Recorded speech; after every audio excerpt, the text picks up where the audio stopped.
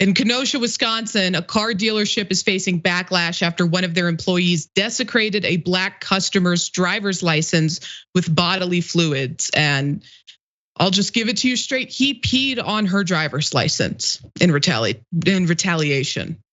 So the incident occurred at the Kenosha location of NH Auto Sales LLC.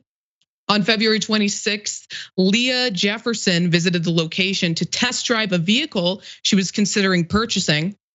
Jefferson said she handed car salesman Brian Slavin her license so that she could test drive the vehicle.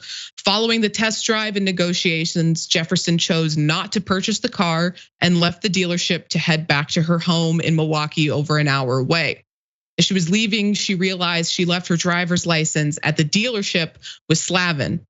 Now, she tried to get her driver's license back, and according to Atlanta Black Star, Jefferson claimed on Facebook she called Slavin asking if she could send him $5 via Cash App in order for him to mail it back to her. Brian reportedly told her he wouldn't be back in the office until Monday. Jefferson told him she would call him when she was back in the office so that she could retrieve her license. Now, after this happened, according to Jefferson, she received a message informing her of some horrifying things. The message said, "Hi, Leah. Were you a recent customer at NH Auto Sales? There's a disturbing video I believe the owner posted regarding your ID," the text message read. She was stunned to see the video, first posted by Slavin himself, of her driver's license being urinated on.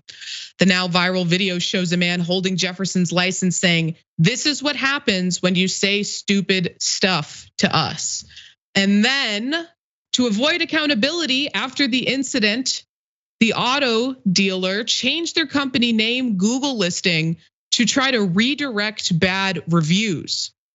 ABC 12 reported that Joe Green, the general manager of Budget Motors of Wisconsin in Racine, which is not connected to NH Auto in any way, he said that on Sunday, his dealership started receiving an unusual number of reviews. They, referring to NH Autos, had changed their name on Google listings to something very similar to ours. People were trying to find them and give them a bad review. Unfortunately, we came up and we started getting bad reviews.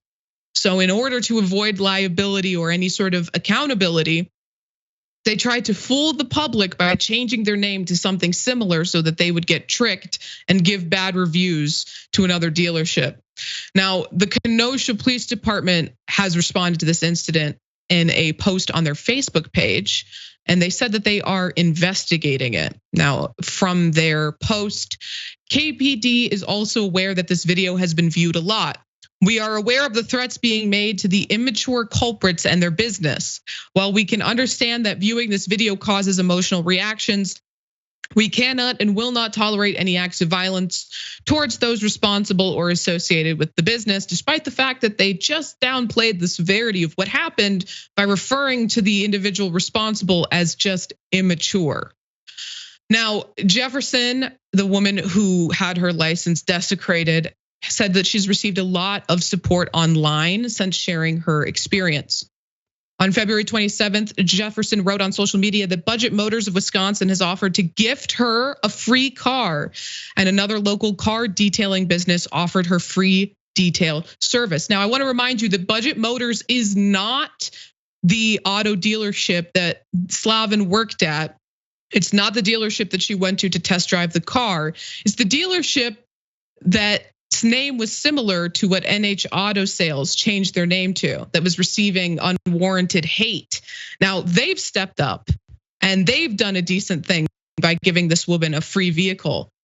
NH Auto Sales has taken no responsibility and no accountability, despite the fact that their own employee posted to his own Snapchat not just a video of him urinating on her ID, but a video that contained a complete clear image of her ID and all of her identifying information on it. I mean, this is ridiculous. I mean, I'm glad that she's receiving the support, but I'm mortified that this dealership is doing nothing about it, seemingly. Jackson.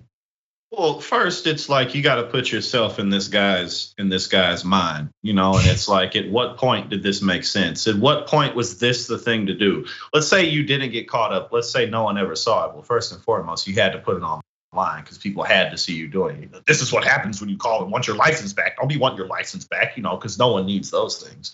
We don't need identification to do anything as adults in this country. And then the other thing you got to think, it's like, obviously, the NH Auto Sales, they handled this absolutely horribly. But like, as whoever manager, owner, whatever it is, the person in charge, like, what's going through your head when you discover that one of your employees has done this? Like, how do you even have that conversation? It's just, this whole thing is ridiculous. But, there's a lot of people out here who really aren't well, and they'll show it through little incidences like this. Things like this often go unseen, or maybe they're not at work doing it. But I don't think a mentally stable or healthy person would do something like this. If someone called and wanted their credit card back or their license back or whatever it is, it'd be like, oh, okay, sure, I'll get it back to you. But, you're that mad that you have to do your job, apparently.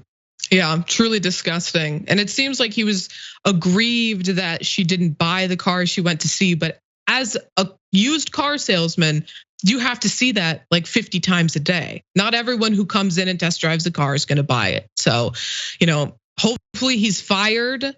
I will say, when I first read the story earlier this week, I went to try to find information about NH Auto Sales, and I actually encountered the same problem, that I couldn't find them anymore when I was Googling them, and I couldn't find their Facebook page anymore because they had changed the name. So they're clearly trying to avoid accountability. Hopefully this police investigation helps circumvent that so that it can actually be held responsible for what they've done.